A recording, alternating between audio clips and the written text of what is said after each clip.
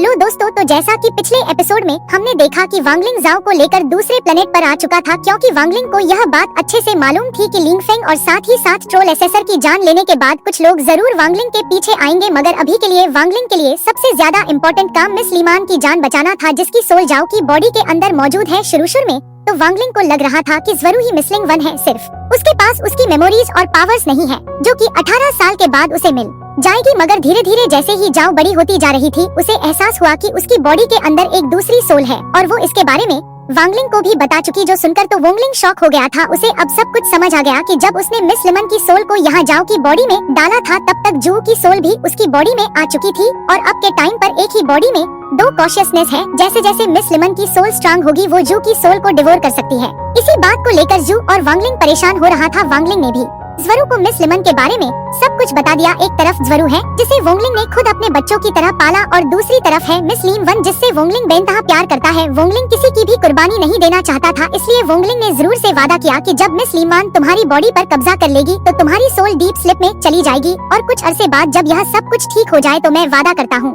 कि मैं तुम्हारे लिए एक दूसरी बेहतरीन बॉडी ढूंढ लूंगा। जाओ भी अपने अंकल वांगलिंग के साथ एग्री हो गई थी और आखिरकार हम देखते हैं कि मिस लिंग यहाँ जाग जाती है। अब आगे तो नेक्स्ट एपिसोड की शुरुआत यहाँ पर बिल्कुल उसी सीन से शुरू होती है, जहाँ पर हम देखते हैं कि एक बार फिर से आसमान ने बदलना शुरू कर दिया था। मिस लीम वन, जो कि आसमान की तरफ देखते हुए वांगलिंग से कहती है कि आखिर यह हेवन दोबारा वापस क्यों आ चुका है। वांगलिंग उसे जवाब देते हुए कहता है कि फिक्र मत करो, सब कुछ ठीक है, इसे मैं देख लूंगा। और यह कहते ही वांगलिंग गुस्से के साथ यहाँ खड़ा हो गया। वांगलिंग देखता है कि आसमान से एक हेवनली हैंड तेजी से नीचे की तरफ आ रहा था, और क्योंकि वांगलिंग को याद है कि पिछली बार कोई भी प्रोटेक्शन बैरियर इसे ब्लॉक नहीं कर पाया, तो इसीलिए इस बार वांगलिंग गुस्सा होते ही शुरू में ही अपने फॉरबिडन फ्लैग की पावर एक्टिवेट कर लेता है, जिसके अंदर से स्पिरिचुअल ड्रैग्स निकलते उस स्पिरिचुअल हैंड से तगड़ा गए। मगर अभी तक इस स्पिरिचुअल हैंड को ज्यादा कुछ हुआ नहीं था। तभी अचानक हम देखते हैं कि जमीन के अंदर से वांगलिंग की मेन एंशिएंट गॉड बॉडी तेजी से बाहर आ गई, जो कि बहुत ही तेजी के साथ बाहर की तरफ आते हुए यहाँ जोरदार मुक्के का इस्तेमाल करते हुए स्पिरिचुअल हैंड पर हमला करते हुए उसे फौरन से शटर कर चुका। मगर इस बार हम देखते हैं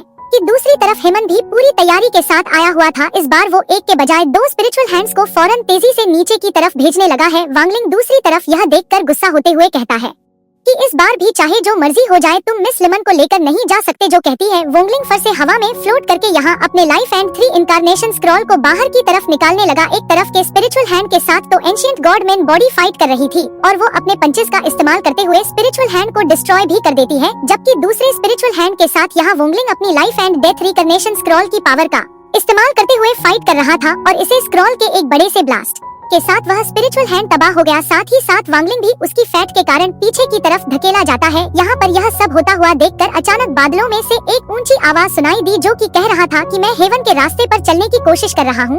आखिर तुम्हारी हिम्मत कैसे हुई हेमन के खिलाफ जाने की। यहाँ पर हम लोगों को बादलों में दो बड़ी बड़ी आंखें देखने को मिलती है, जो कि काफी ज्यादा खतरनाक दिखाई दे रही थी। साथ ही साथ वहाँ पर एक आर्टिफैक्ट ट्रेजर भी समन हो गया, और इस आर्टिफैक्ट का ऑरा बहुत ही ज्यादा डेंजरस था, जिसकी वजह से आसपास की स्पेस में क्रैक पड़ने लगे थे। साथ ही साथ यहाँ पर वांगलिंग को बहुत सारी रेड कलर की तारें देखने को मिलती है, जो कि हर एक जिंदा चीज से जुड़ी हुई थी। वांगलिंग उस आर्टिफैक्ट को देखते हुए उसकी पावर्स को समझ गया था कि यह तो रिकारनेशन डिस्क है, जो कि साथ ही साथ हम देखते हैं कि हेमन ने उन्हें रेड कलर की स्ट्रिंग्स का इस्तेमाल करते हुए यहाँ पर वांगलिंग उसकी मेन बॉडी और साथ ही साथ जाओ को जकड़ लिया, जिसकी बॉडी से धीरे धीरे करके हेमन यहाँ पर मिस लिमन की सोल को निकालने की कोशिश कर रहा है, ताकि वो मिस लिम वन की सोल को यहाँ से अपने साथ लेकर जा सके। जो देखकर तो वांगलिंग काफी ज्यादा परेशान हो गया था, लेकिन उसकी क्लोन बॉडी खुद को छुड़वा नहीं पा रही। जबकि दूसरी तरफ हम देखते हैं कि वांगलिंग की एंशिएंट गॉड मेन बॉडी अपनी पावर्स का इस्तेमाल करते हुए यहाँ खुद को आजाद करवा देती है, क्योंकि उसकी फिजिकल स्ट्रेंथ बहुत ही ज्यादा खतरनाक थी। और इसके बाद वो तेजी से बढ़ते हुए फन अपनी क्लोन बॉडी के साथ जाकर फ्यूजन स्किल को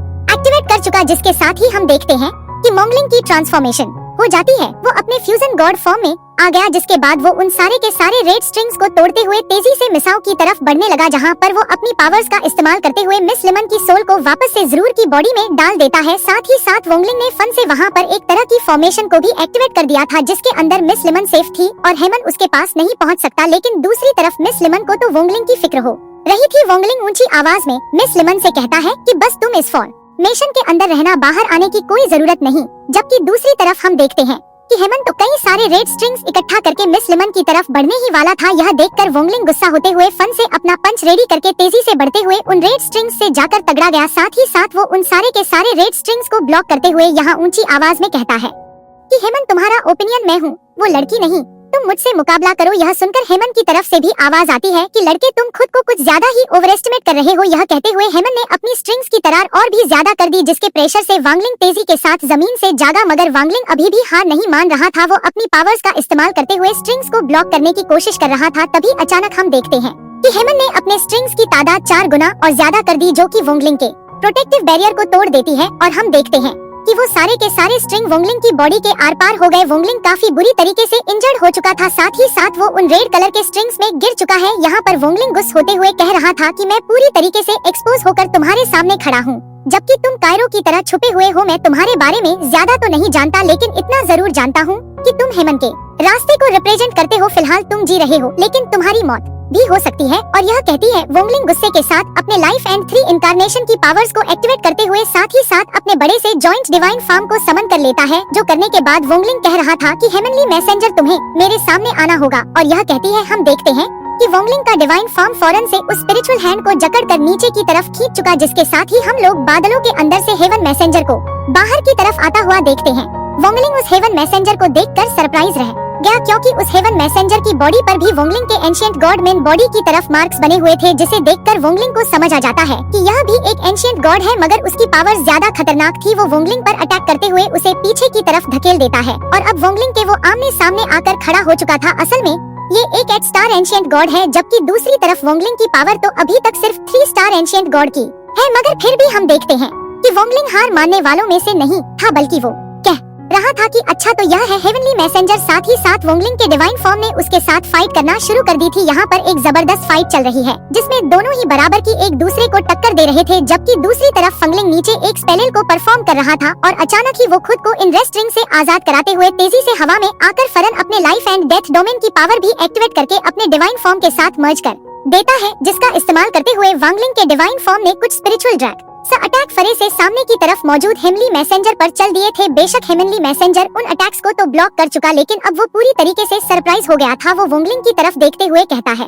कि तुम मेरे एंशिएंट गॉड क्लैन के नहीं लग रहे, तो आखिर तुम हो कौन? क्योंकि यहाँ पर वोंगलिंग के पास एंशिएंट गॉड की पावर होने के साथ साथ नॉर्मल कल्टीवेटर्स की भी पावर्स थी। दूसरी तरफ हम देखते हैं कि वोंगलिंग तो पूरी तरीके से एटीट्यूड में था। वो उस हेमली मैसेंजर से कहता है कि भाड़ में जाओ, जो सुनकर तो उस हेमली मैसेंजर को काफी ज्यादा गुस्सा आ रहा था। वो अपनी एनर्जी इकट्ठा करते हुए यहाँ वोंगलिंग से कहता है कि बेवकूफ, तुम मेरे सामने एक चुंटी जैसे हो और मैं एक दरख्त की तरह, तुम चुंटी होकर मुझ जैसे दरख्त को नहीं हिला सकते। जो सब कहते हुए हेमनली मैसेंजर ने एक बार फिर से अपनी रिकार्नेशन पावर एक्टिवेट कर ली थी, जिसका इस्तेमाल करते हुए वो वांगलिंग पर हमला करना चाहता था, जो देखकर दूसरी तरफ वांगलिंग भी फोर्स से अपनी life and death reincarnation square को एक्टिवेट करते हुए कहता है कि हर एक दरख्त की जड़ें होती है जिससे वो पानी को खींच पाए। मैं जानता हूँ कि तुम्हें तुम्हारी रिकार्नेशन की पावर हेवन और अर्थ से मिलती है, लेकिन इस रिकार्नेशन पावर की भी तो कोई ना कोई लिमिट होगी। यहाँ पर यह सब कहते हुए वांगलिंग ने अपने स्क्रोल का इस्तेमाल करते हुए कई सारी रिकार्नेशन पावर को अब्सॉर्ब कर लिया था, जो सुनकर दूसरी तरफ फैमिली मैसेंजर वोंगलिंग को जवाब देते हुए कहता है कि हाँ, अगर तुम्हें मालूम हो भी गया तब भी इस बात से क्या ही फर्क पड़ता है, क्योंकि मेरी रिकार्नेशन पावर को तुम फुल्ली अब्सॉर्ब कभी नहीं कर पाओगे। और यह कहती है उसने एक साथ बहुत ही खतरनाक रिकार्नेशन पावर से वोंगलिंग पर हमला कर दिया, जिससे वही हुआ कि वोंगलिंग का स्क्रब अब सारी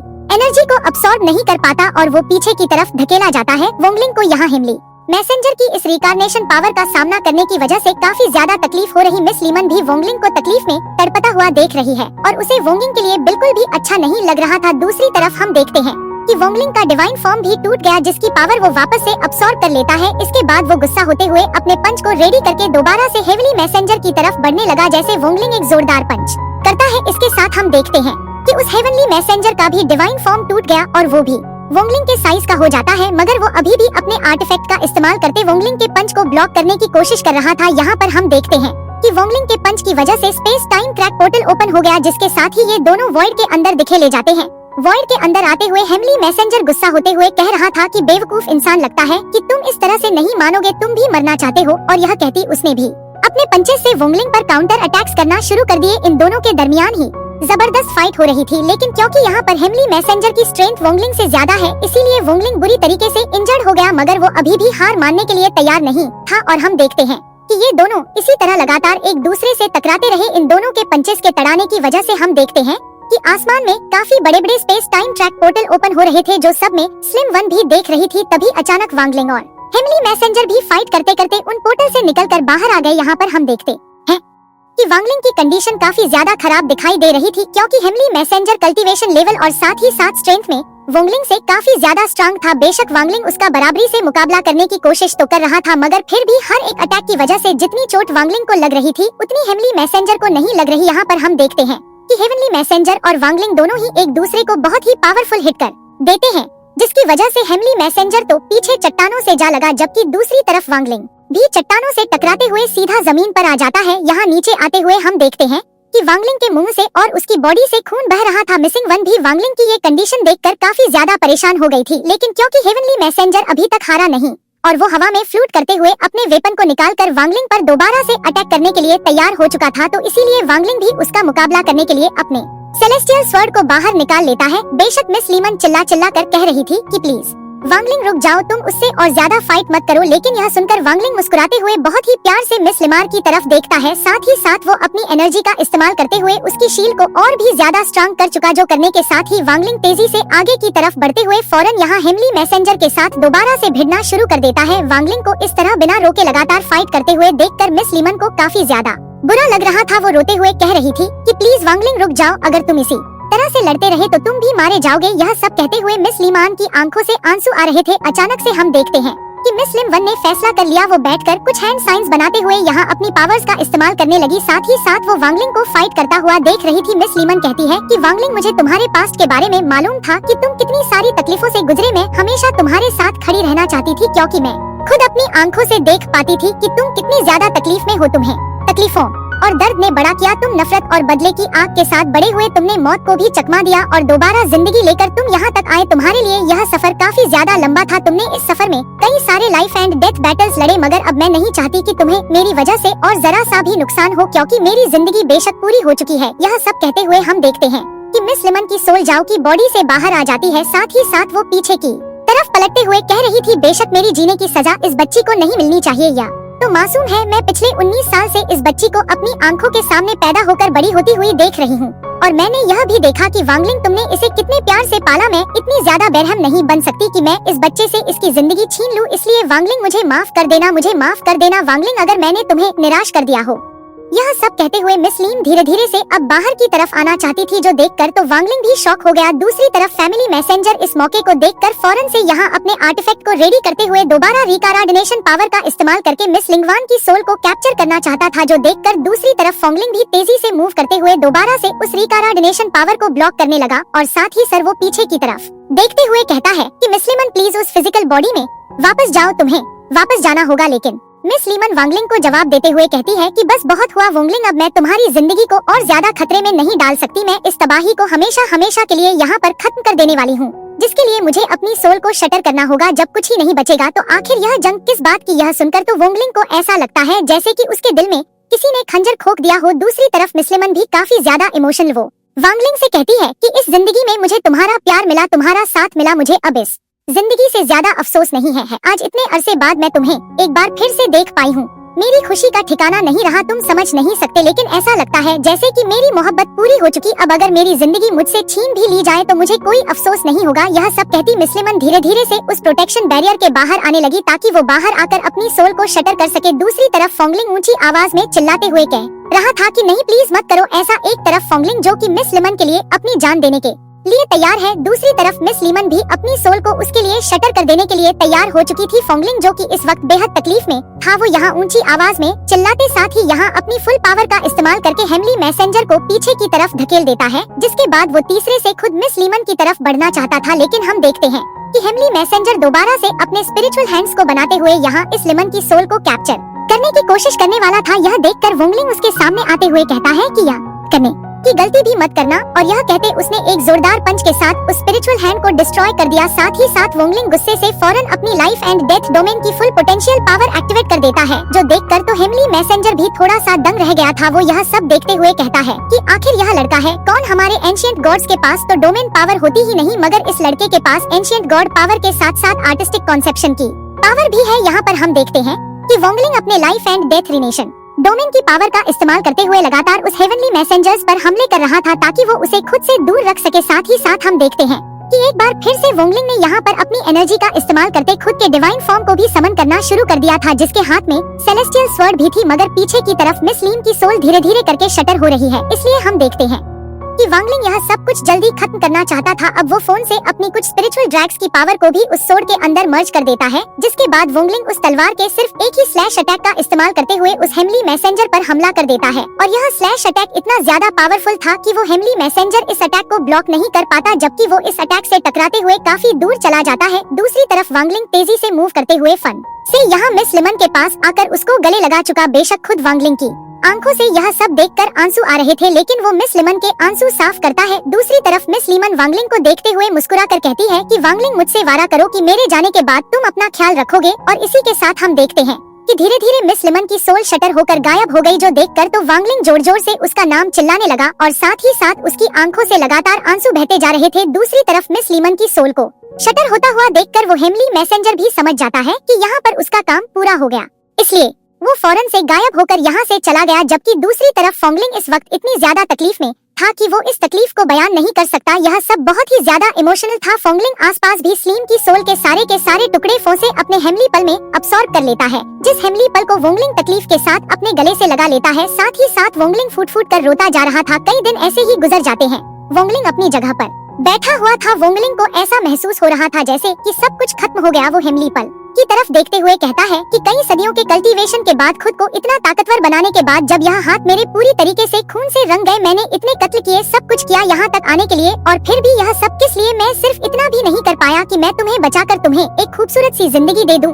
यह सब कहते हुए वांगलिंग के दिल में बहुत ही दर्द हो रहा था। वो आसमान की तरफ देखते हुए कहता है कि मैं वांगलिंग, वो इंसान जो कि हेवन से 2 बार तगड़ा गया, दोनों बार मैंने हेमन को रोक कर रखा, लेकिन फिर भी क्या हुआ? ऊपर वाले की मर्जी मुझसे जीत गई। जो ऊपर वाला करना चाहता था उसने कर दिखाया। ये सब कहते ही वांगलिंग जोर जोर से हंसना शुरू कर देता है, जैसे कि वो पागल हो चुका हो। साथ ही साथ वो चिल्लाते हुए कह रहा था कि हेमन, तुम्हारे लिए आखिर यह लोग हैं क्या? क्या तुम हम सबको खिलौना समझते हो? इसके बाद हम लोगों को यहाँ कुछ दिनों बाद का सीन दिखाया जाता है। वांगलिंग की हालत काफी ज्यादा खराब दिखाई दे रही थी। कई दिनों से वांगलिंग बस सिर्फ भटकता ही जा रहा था। साथ ही साथ वो खुद से कह रहा था कि मैंने हेमनली मैसेंजर को हरा दिया, लेकिन मैं खुद ऊपर वाले की मर्जी के खिलाफ हार चुका हूँ। जिंदगी ने मेरे साथ एक भद्दा मजाक किया है। यहाँ पर यह सब कहते हुए जब वांगलिंग पूरी तरीके से टूट चुका था तो वो खुद से सवाल करता है कि आखिर जिंदगी है क्या? आखिर मौत है क्या? यहाँ पर वांगलिंग जब निराश होकर खुद से यह सब कह रहा था तो हम देखते हैं कि वहाँ पर 2 बीस्ट वांगलिंग पर घात लगाकर बैठे हुए थे ताकि वो फौरन से वांगलिंग पर झपट्टा मार के उसे खा जाए। मगर जब उन दोनों ने वांगलिंग पर झपट्टा मारकर उसे खाने की कोशिश की तो वांगलिंग सिर्फ एक ही हाथ के इशारे से उन्हें कुचल देता है, जिनका खून जमीन पर बिखर गया और उस खून में वांगलिंग को मिस लिंगवान दिखाई दे रही थी। इसके बाद वांगलिंग ने दोबारा से पागलों की तरह हंसना शुरू कर दिया और वो हंसते हंसते कहता है कि ऊपर वाले की मर्जी, सब कुछ ही तो ऊपर वाले की मर्जी है। वांगलिंग के ये सब कहती है। अचानक से हम देखते हैं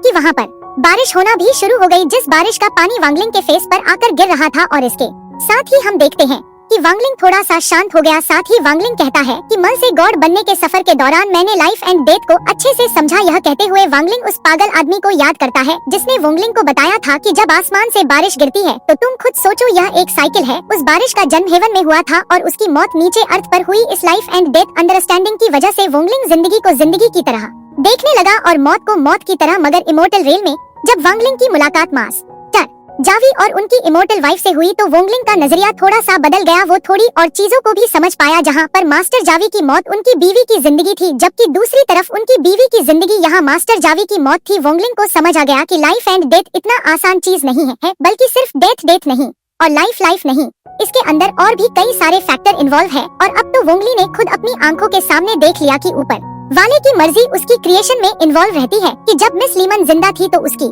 बॉडी में मौत पनप रही थी, मगर दूसरी तरफ मरने के बाद भी वो किसी और की बॉडी में जीती रही। यह सब कुछ बहुत ही ज्यादा कॉम्प्लेक्स है जो कि आप लोगों को समझ नहीं आ रहा होगा। लेकिन वांगलिंग आसमान की तरफ देखते हुए मिस लीम को याद करते हुए कह रहा था कि अब मुझे सब कुछ समझ आ गया। यह कहते हैं वांगलिंग में स्लीम वार का शुक्रिया अदा कर रहा था और वो कहता है कि मैं समझ चुका हूँ कि जिंदगी है और मौत भी एक अलग तरीके से जिंदगी ही है। क्योंकि जहाँ पहले वांगलिंग को लगता था कि बारिश हेवन में जन्म लेकर यहाँ अर्थ पर आकर मर जाती है, तो ऐसा नहीं था। वो बारिश का पानी जमीन पर आकर मरता नहीं, बल्कि वो फूलों की शक्ल में जिंदा रहता है। यानी कि तुम लोग उसे दूसरा जन्म भी कह सकते हो। कोई भी चीज कभी खत्म नहीं होती। वांगलिंग इस नई अंडरस्टैंडिंग के साथ मिस लीम का शुक्रिया अदा करता है। साथ ही साथ वांगलिंग को अपने मॉम डैड याद आ गए थे, जिनके पास नसियन सोल नहीं थी। वो कोई कल्टीवेटर नहीं बल्कि मामूली इंसान थे। इसलिए हम देखते हैं कि वांगलिंग उदासी के साथ कि उन दोनों की सोल्स को बाहर की तरफ निकाल चुका, जहाँ पर वो अपने मॉम डैड की तरफ देखते हुए कहता है कि जब आप दोनों जिंदा थे तो मैं अपने फर्ज को नहीं निभा पाया, लेकिन आप दोनों के मरने के बाद मैं इस बात को लेकर ऑब्सेस्ड हो चुका था कि मैं आप दोनों को दोबारा से जिंदा करूं।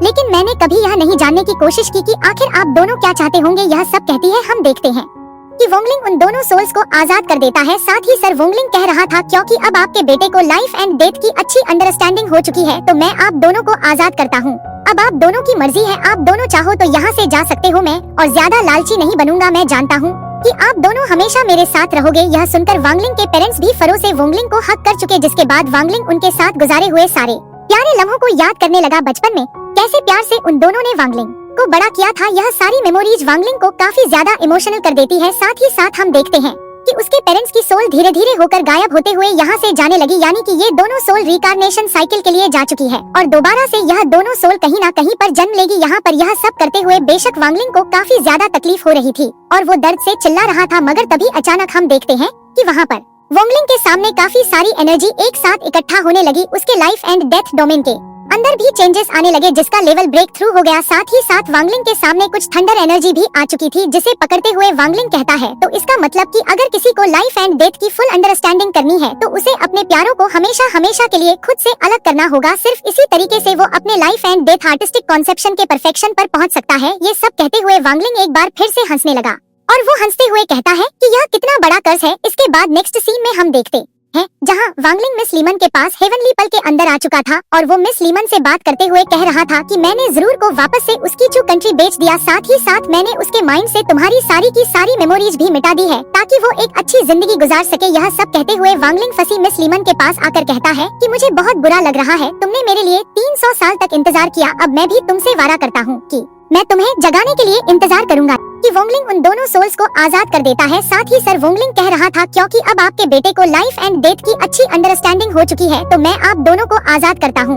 अब आप दोनों की मर्जी है, आप दोनों चाहो तो यहाँ से जा सकते हो। मैं और ज्यादा लालची नहीं बनूंगा। मैं जानता हूँ कि आप दोनों हमेशा मेरे साथ रहोगे। यह सुनकर वांगलिंग के पेरेंट्स भी फरो से वोंगलिंग को हक कर चुके, जिसके बाद वांगलिंग उनके साथ गुजारे हुए सारे प्यारे लम्हों को याद करने लगा। बचपन में कैसे प्यार से उन दोनों ने वांगलिंग को बड़ा किया था। यह सारी मेमोरीज वांगलिंग को काफी ज्यादा इमोशनल कर देती है। साथ ही साथ हम देखते हैं कि उसके पेरेंट्स की सोल धीरे धीरे होकर गायब होते हुए यहाँ से जाने लगी, यानी कि ये दोनों सोल रिकार्नेशन साइकिल के लिए जा चुकी है और दोबारा से यह दोनों सोल कहीं ना कहीं पर जन्म लेगी। यहाँ पर यह सब करते हुए बेशक वांगलिंग को काफी ज्यादा तकलीफ हो रही थी और वो दर्द से चिल्ला रहा था, मगर तभी अचानक हम देखते हैं कि वहाँ पर वोंगलिंग के सामने काफी सारी एनर्जी एक साथ इकट्ठा होने लगी। उसके लाइफ एंड डेथ डोमेन के अंदर भी चेंजेस आने लगे, जिसका लेवल ब्रेक थ्रू हो गया। साथ ही साथ वांगलिंग के सामने कुछ थंडर एनर्जी भी आ चुकी थी, जिसे पकड़ते हुए वांगलिंग कहता है, तो इसका मतलब कि अगर किसी को लाइफ एंड डेथ की फुल अंडरस्टैंडिंग करनी है तो उसे अपने प्यारों को हमेशा हमेशा के लिए खुद से अलग करना होगा। सिर्फ इसी तरीके से वो अपने life and death artistic conception के परफेक्शन पर पहुँच सकता है। ये सब कहते हुए वांगलिंग एक बार फिर से हंसने लगा और वो हंसते हुए कहता है कि यह कितना बड़ा कर्ज है। इसके बाद नेक्स्ट सीन में हम देखते है जहाँ वांगलिंग मिस लीमन के पास हेवनली पल के अंदर आ चुका था और वो मिस लीमन से बात करते हुए कह रहा था कि मैंने जरूर को वापस से उसकी जो कंट्री बेच दिया, साथ ही साथ मैंने उसके माइंड से तुम्हारी सारी की सारी मेमोरीज भी मिटा दी है ताकि वो एक अच्छी जिंदगी गुजार सके। यह सब कहते हुए वांगलिंग फंसी मिस लीमन के पास आकर कहता है कि मुझे बहुत बुरा लग रहा है, तुमने मेरे लिए 300 साल तक इंतजार किया, अब मैं भी तुमसे वादा करता हूँ कि मैं तुम्हें जगाने के लिए इंतजार करूंगा चाहे